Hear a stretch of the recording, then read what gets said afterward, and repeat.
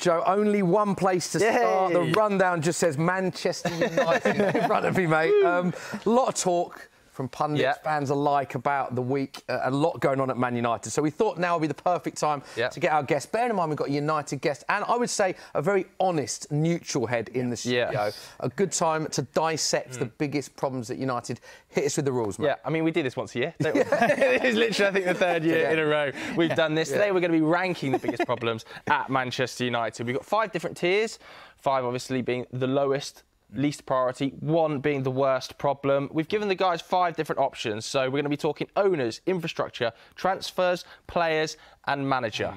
OK, so you're going to have to put each of those into a tier. We'll see if there's any disagreements over the order as we go. Yeah, they're building separate lists, importantly. So let's start with what you both think is the 5th biggest problem at Manchester United right now, and we'll see if there's agreement. The tractor. The tractor that we have. We need more tractors at Man United. That's going to solve it all. You've got infrastructure. As a United fan? Yeah. So I think the infrastructure is definitely an issue. It's a problem. It's something that United fans have been asked to be addressed for a while. We have recently heard about Man United developing the new stadium, which obviously is an exciting thing. I was personally of the opinion that I wanted Old Trafford to be redeveloped because there's a soul in that stadium. Whenever I go there, it feels like I'm going home, and it's beautiful. But yeah, the infrastructure, including the training ground as well. I hear the point that some people mention about Manchester United's infrastructure, which is, could they improve it so that they're best in class? Because Manchester United were always the best in class on the pitch, or should be the best in class when Old Trafford was and when Carrington was a really, really top training complex. But at this point in time, it is not that anymore, but it's not as huge of an issue as other issues, in my opinion. Yeah, it's interesting. They have actually got £50 million worth of work being done. Joe and I have actually both recently been up to the training ground, and it's being done like straight away, so that they offer a lot of work. There is a lot of work being done, to be fair, to give balance to that. Do you think it was interesting reading the quote from Ronaldo when he said he came back to Man United and he was surprised that a lot of the facilities hadn't been changed? He was very vocal at the time. Do you think that is an issue and that does put players off, or do you think that is a minor issue now? Well, so I think the reason for me it's sort of down the bottom. If you look at, say, Leicester and their training complex, which is incredible. They've invested in that because you know the other elements of kind of revenue or being able to sort of convince a player to come to their club, they maybe don't have in comparison to Man United. And so Man United have all those other, as I think Harry Maguire said, those privileges and those pressures, but I think they still are able to sort of attract great players, and so that's why I've got it down the bottom here. Let's get it out then. Okay. Let's move on to number 4. Okay. Perfect. 4th biggest problem. Where are we going? I've gone the owners. Now this is interesting, isn't it? Because Abz, just last season, Abz's debut. Oh, Joe and Smithy get a bit funny. We do. It's got to be. It's got to be perfect. Yeah, they're really a bit funny with that. Not that. I just want you coming back. I love you. I appreciate it. Looking out for me. So 4. What have you boys got 4? I've got owners. Now this is interesting, isn't it? Because the last 2 seasons, when we've spoken about owners, I think they've been ranked number 1 as the biggest problem. Now we see that drop down because obviously Jim Ratcliffe taking 27.7%, taking over footballing operations. Where are you at with the owners? I completely agree with what you said. If it was previously with the previous ownership that we had that was in charge of everything to do with the football, it would have been my number 1 because it was an overarching issue. Not about the management or the players. These things were always going to be issues no matter who the manager was in the door. The ownership was the issue to begin with. Now with Ineos, I'm famously, out of all of the SDS boys, the ones that has really like bought into Ineos completely, because I believe it's exactly what United needed. If you want to be the best in class somewhere at this level of football right now, it's got to be in the board level, because those are the ones that decide the future of the club. They drive how the club is going to go for in the longer term and the mid-term, rather than just what's happening at the very next game. Other people do matter on the pitch a bit more, but I'm not so worried right now because we have Ineos on charge. And Jimmo, you've got the owners in 4 as well. Yeah. Yes, I think there's a lot of blurred lines here. This is why it's a really interesting conversation. I think why everyone in football is talking about it is because when you're thinking of the lines of Erik ten Hag or the owners as well, because of that change, there's a lot of optimism in the summer. So you kind of draw that line.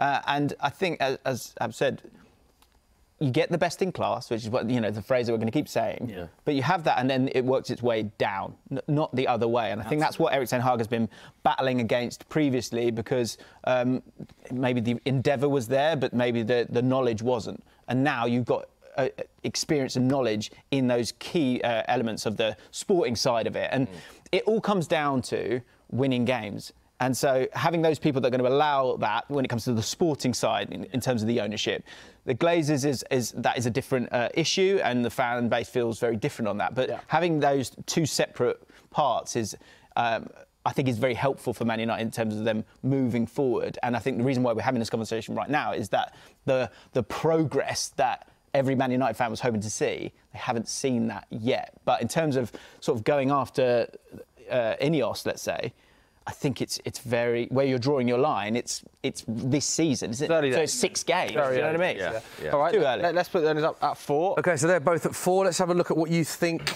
Be careful. Good magnet placement there. That's fine. Yeah. The third biggest problem at Man United right now. All agreement so far. Yeah, by the way. And I think you've got agreement as well. Now you've got recruitment. I like the way James said. Recruitment and transfers now. We didn't know each other's list, did we? No, genuinely. No, that's true, actually. They haven't known each other. So let's give a perspective. There's £616 million spent by Erik ten Hag since taking charge. This summer they spent £205 million. Did sell £95 million. So actually the net is about 110, to be fair. But a lot's being made of the players that are brought in. So is recruitment, the amount of recruitment, the type of recruitment, what is the issue for you with regards to recruitment? Now, with the recruitment is another one, like Joe has mentioned about the owners earlier, would have been a bigger concern in previous seasons.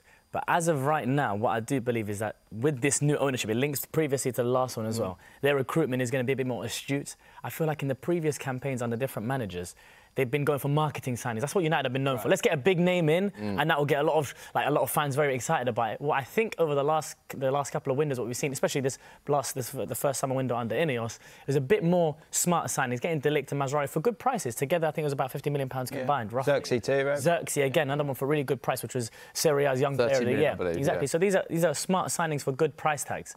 What I still do think is an issue is we need to, and Ineos mentioned this as well, about getting players for a game model rather than for a manager, because a game model outlasts a manager. If a manager's there for X amount of time and then you've signed all the players for him, when a new manager comes in, let's say that manager doesn't work out, it's going to be a bit of a pickle for the next manager to get out of. So recruitment has been better in the last window. It is early days for Ineos, as the guys have mentioned already, so I'm hoping that only... Who do you think drove that summer recruitment? Because obviously Ineos have identified targets that they wanted, and I imagine Erik ten Hag has as well, because there's still ex-Ajax players coming through the door, players that he's worked with, Mazraoui, De Ligt. So to some level, I would say that the manager still has quite an influential status. I would agree. I was looking at it, and I think 21 signings, 9 of them are either ex-Ajax or Dutch. Something doesn't feel right there. Like, I don't want to call it lazy, but like it just feels a bit convenient. In terms of being, maybe it's something when it comes to a game model or what Erik ten Hag wants to do. He wants players with that kind of tutelage to kind of to help it work. I think the other thing is that big money signings, again, these blurred lines. If you go back a little bit more, Casemiro, big money, and 70 million. Mason Mount, big money, hasn't worked yet. Yeah. There's Jadon Sancho. There's a lot. I know you're going even further back. And it's not getting enough money from those players when they go as well, which makes it harder to be more ruthless, and maybe say the left back position where you've had problems with injury. You look at Arteta, Tierney, great left back, couldn't stay fit, so he went, well, no, if you're not the best abilities availability, if you can't be fit, we have to have someone who's available. So now you've got Dalot playing left back when, okay, maybe you might like him as an inverted fullback, but it's not ideal when it comes to that. And those players that you bring in, they really need to have that impact. And over a long, long time, they haven't had that impact. Last thing I'd say is that 6, if you go all the way back to Frenkie de Jong, not getting him. Has led to we're still in a position where you've not got that 6. Do you think that was a seismic moment missing out on him then? I think it's huge, yeah. I think it's absolutely huge, because I think that if you look at any of the top teams, they've got that guy who can just stand in the middle, relieve pressure and build control. And I think control is a big word when it comes to Man United and the difficulty. And I think before as well, it was a bit confusing between what is a Ten Hag signing and what is a club signing. Yeah. I was interested, and it's interesting you mentioned de Jong, because to go from Frenkie de Jong to Casemiro is such a huge different profiles in terms of that anchor in midfield. Like he had de Jong at Ajax with the Lasse Schöne as well playing next to him. So it's like, this is maybe the game model I want to go down. But then you go Casemiro and it's a complete other way. So it's just a bit confusing to see where the recruitment was in that. All right, let's stick that up at 3 then. and we'll see what you've got at number 2. See if there's any disagreement finally in your orders that you actually still love Abz. I really like the way that James sees football, apparently, because my next one is players. Players. Sorry. Okay. Yeah. What's going on with the players? How much attribution can you put blame-wise to the players versus the manager this season? It's a great question, and it goes back to the manager when you ask me that question, because I feel like this manager the way that he sees football is quite reliant on the players that he has. There's a lot of freedom and expression, in my opinion, because there's a lot of positional rotation in the way that Manchester United play. You mentioned Dalot inverting. You mentioned, for example, I was talking about earlier, touchline, Rashford being on the touchline, for example. These profilings of players is so important. But the influence that players have on the football pitch is that they have to execute what the manager tells them to do. And for whatever reason, that hasn't been good at United for a while now. But I still do, I think other managers, in my opinion, would have got more out of this certain squad, for example. I think there's profiles in this squad that are quality players and are proven to be quality players in previous seasons under different managers and for some reason have been struggling currently. So players are hugely important, of course they are, because I think to succeed, the number one most important thing for a manager is the quality of player that I have available to them. So I think the importance is very, very high. I think there is obviously one more important role than in the club, but the players are. Can I just ask you as a Man United fan, because a lot of people have spoken about the players, and Joe and I love a stat, and we've got all the metrics on players that haven't been performing at their level, and I think a lot of them would say that. But why is that, do you think? Because I look at stripping it all back in its simplicity terms, I looked at the Man United lineup against Tottenham, and I was like, God, they have got some great players on paper. They have got some really, really good players, but it it didn't work that day. I know it's only one game, but it hasn't worked in other games at home. Is it the pressure at home? Is it what do you put it down to, some of the performances this season? Obviously, the shirt of Man United's heavy, of course, but you know that it's always been like that. Yeah. And that has weighed on some players. I think that is definitely a point that you mentioned. But I think systems have become so important in the modern day of football that you have to be able to allow players to flourish by putting them in a good system. You have to see them in their best positions and put them in them positions often enough. And I feel like that's not been the case recently. Like even the previous season as well, especially United off the ball. You look at United and it's just too disjointed. So you think about the work rate and things like that. And effort has been an issue. That's something that people have raised. But United, it's not like United don't press. Like if you watch United play, we do press. Yeah. Is that pressing structure the best one possible? That is the question. Jimbo, what do you think with regards to the players? I think, again, it's, if you think of that Erik Ten Hag season that went really well, Casemiro was brilliant, Rashford was brilliant, Bruno Fernandes was brilliant. I think Bruno Fernandes was very good last season, but Eriksen was brilliant that season as well. You fast forward it to now, the top three, there's a bit of a mix there, because if you get the recruitment totally right, then that allows for the sort of the players to kind of retain an element of form. But we will come to Erik Ten Hag. The system is important as well, because I think the pressure and the spotlight. Man United have every advantage of being a big club, but they also, one thing that QPR, who are struggling right now, don't have, that Man United players do have, is just an incredible spotlight on them all the time. And so when that is occurring, that's something that the players have to deal with. But it's also something that I think you almost need to take it out of their hands a little bit, be it in the system, so you don't have to think almost when you're playing. But also, I think some intangibles there as well when it comes to feeling good on the training ground, feeling like you can go out there and express yourself. And if you compare Man United to the teams around them, I think you think Tottenham, Chelsea and Aston Villa right now, because, the other three feel a little bit better.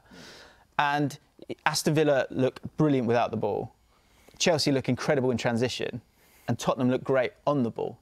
So you've got this spotlight and you've got the ability to compare with these other teams. And in each aspect of the game, you're seeing how strong those guys are. So that's why I think these last two, they're kind of together. Let's talk about the manager then, shall we? Let's stick the number 2 up. If you've got them at number 2, it's clear what you guys both view as the biggest problem, which is the manager, which is, again, very interesting from this time last year when we were talking about the same 5 problems.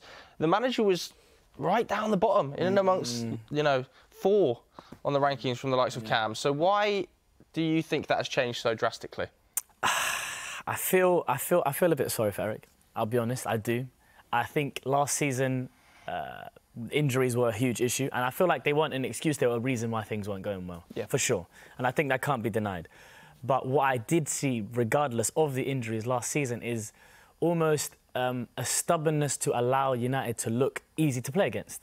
Like what was a big profile in United, when you watch United, huge gaps, almost canyon-sized gaps. I remember playing against Spurs at the Tottenham Hotspur Stadium last season, and 2-0 game. 2-0 game, where we actually played all right in that first half. And when we're front foot and we're winning the ball high up the pitch and we're creating chances, United don't look bad.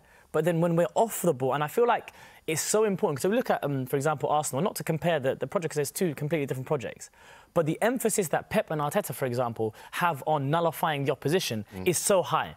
It's let's stop them playing, and that allows us to suffocate opposition. Ten Hag, unfortunately, off the ball in the Premier League so far has been horrendous. Ever since his first season, when we kind of we lost to Brentford 4-0, we lost to Brighton, and he almost changed the shape a little bit, soaked up pressure. I thought this is brilliant adaptation. It's showing that he can do more than one thing. But off the ball, unfortunately, on the pitch, United have been very, very poor. And I think it's been one of the main issues why United have been suffering so far. Jimbo, you've got Ten Hag as the #1 problem. United currently as well. So why is he #1 for you? I think because when we talk about recruitment, and I'm not saying he should get sacked, by the way, because I think that it is incredibly complex and I think there's a lot of blurred lines. Yeah. But when you talk about the recruitment, and he's got his handprints on that. Fingerprints? Whatever it is. Not handprints. Fingerprints, yeah. And the players are struggling, and that comes down to the clarity a little bit. But then I think, as I say, I feel that there are some intangibles being missed here, because I think they've conceded 2 more than any other team since Ten Hag's. The stats are extremely damning. 3 more than anyone as well. Yeah. And also a lot of those games, it's 2 goals in quick succession. So sometimes I think there's a side of the tactical plan, which I think he's absolutely got. Something's getting lost here in terms of that little bit extra that you need to be able to stay in the game or to go and win the game. Yeah. And I think when you're into that 3rd year, despite the mitigating circumstances of last year, which are valid, I think this year what you're seeing is, I think they're 5th when it comes to XG, but they're 5th XG against as well.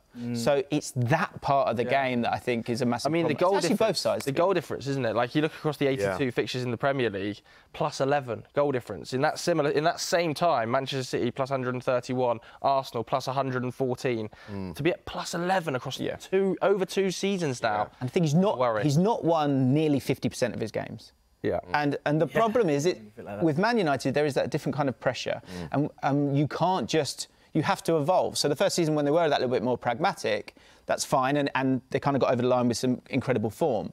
It then has to evolve so that you can be Man City, you can be Liverpool on the pitch. And that comes with dominating and controlling. And he hasn't been able to do that. 19 points from the last 15 games. There's Everton. A lot of stats about the amount of goals. Like conceded 3+ goals in the Premier League on 24 occasions in 124 games. Worth pointing out for balance as well, which we have to mention, he has won 2 trophies, the FA Cup and the League Cup as well. Important to have balance with the debate. But you've both gone for him as #1, so let's stick him up. If I could, just quickly. Yeah, go on. Another thing that hasn't spoken about as well about the manager conversation is that communication is so important in football. And I feel as though the way it comes across from, obviously, because we're not in the dressing room, we don't get to see behind the scenes. But I feel as though the way that he either communicates his ideas, there's a disconnect between him and the players for whatever reason. Because as James mentioned, on the ball, you still see his ideas. Dalot inverts, you'll see us play a high line, and we'll try and create chances. And we even start this season to see more patterns, and that's what led to the XG increase. But unfortunately, for whatever reason, there is that disconnect in communication. And when you see it as well in interviews as well, there is that little bit of disconnect on that side of things. OK. There is confirmation then. Enjoyed that. Of the 5 biggest problems at Manchester United right now. So this is what Abz and James think. Interestingly, they've gone complete agreement with all of it. All agreement. Love it. Ten Hag at #1. So let us know what you think of that at home.